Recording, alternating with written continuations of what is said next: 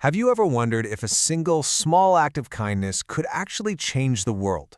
Well, today we're going to dive into a story that takes that question to the absolute extreme. We're talking about one simple offering that ripples across countless lifetimes, transforming a powerful spirit into a fully enlightened Buddha. It's an incredible journey, so let's get right into the story of Kimpila. Okay, so our story kicks off with a being named Kimpala. He was a king of the Yakshas, who are these powerful guardian spirits. Now, one day he sees the Buddha and is just so blown away that he offers him the most amazing food he can find. And the Buddha's response? It's way more than just a thank you. He looks at Kimpala and lays out his entire future, all the way to this unbelievable endpoint, achieving ultimate Bodhi, which is just another way of saying complete, perfect enlightenment. How on earth does he get there from just a single offering of food? I mean, just look at this timeline.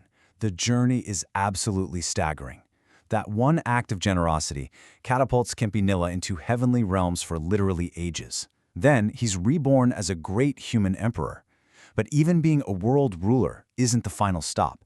He eventually gives it all up to become a renunciant. And after eons of practice, he finally becomes a Buddha himself.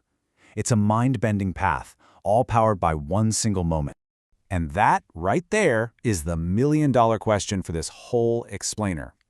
It sounds almost impossible, right? How can one good deed hold the seed for something so cosmic, so huge?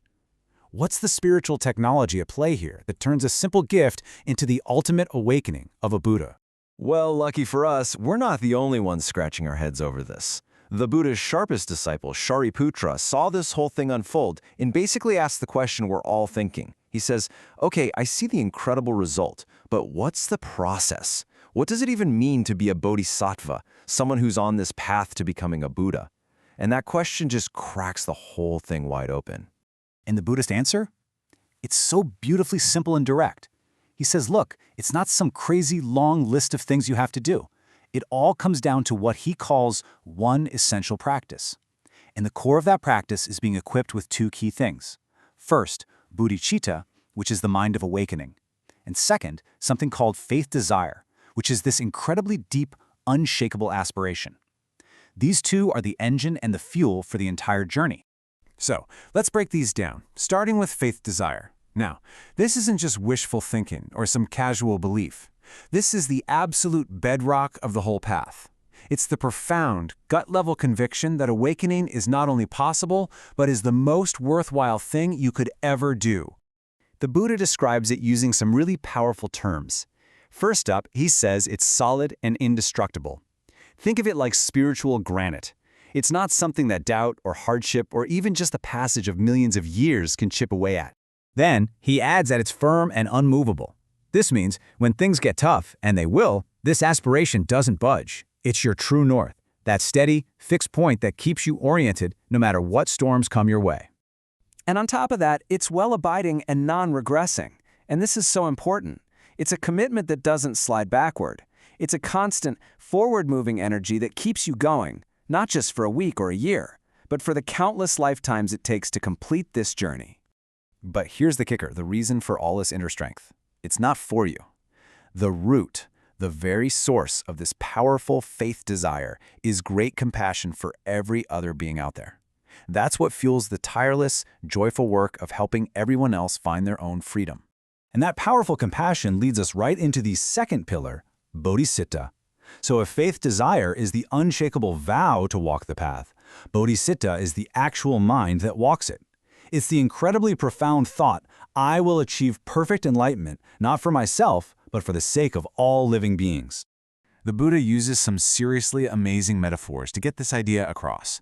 He says bodhicitta is like a diamond, because it's strong enough to cut through any illusion and get to the deepest truths. It's like space, because it's so vast it has room for every single being with no exceptions. It's like a tiny seed, because it's the starting point from which all the incredible qualities of a Buddha will eventually grow. And it's like a foundation, because it's the stable ground you build all your good actions on. All right, so we've got the mindset down, this unshakable aspiration, and this huge compassionate intention. But what does that actually look like day to day?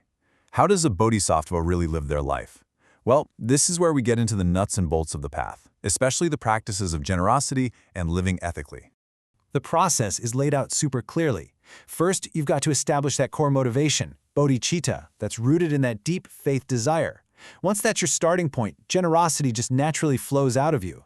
The text even says they delight in giving. It's a joy, not a chore. Next, they commit to ethical living by following the 10 good deeds, which are basically principles to avoid causing harm.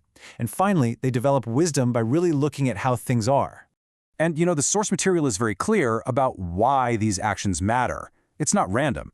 There's a pretty straightforward law of cause and effect at play. Generosity, or dana, leads to future wealth and abundance. Sticking to ethical rules, or shila, leads to better rebirths. But for a bodhisattva, this isn't about personal gain. It's about creating the best possible circumstances so they can be more effective at helping others life after life after life. But here's the thing. You can't just be a good person. Generosity and ethics are huge, but they're not the whole story. The Bodhisattva's path is also about developing profound wisdom.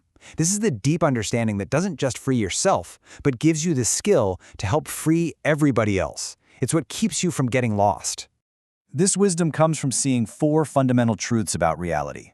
That everything changes, that clinging to things that change causes stress, that there's no fixed self anywhere, and that true peace, nirvana, is stillness.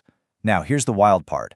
A bodhisattva gets this completely, but out of overwhelming compassion, they choose not to just check out and enter nirvana alone. They stay in the messy world, using this wisdom to expertly guide others toward freedom. And honestly, nothing captures this motivation better than this incredible vow made by Kimpilla's son, Silla, who was also inspired to take up this path. It perfectly sums up the whole goal. It's not a personal project. It's a universal promise to become a refuge, a safe harbor for every single being, to free them from suffering. It's the ultimate expression of bodhicitta. So we come full circle, right back to that one single offering of food. You see, it wasn't the food itself that created a Buddha. It was the mind behind the action, a mind that held the seed of that unshakable faith desire and that all-embracing bodhicitta. Which really just leaves us with one final thought to chew on. That seed of awakening, the potential for a journey just as incredible as Kimpilla's. From which small thought, or which tiny action, in our own lives might it begin?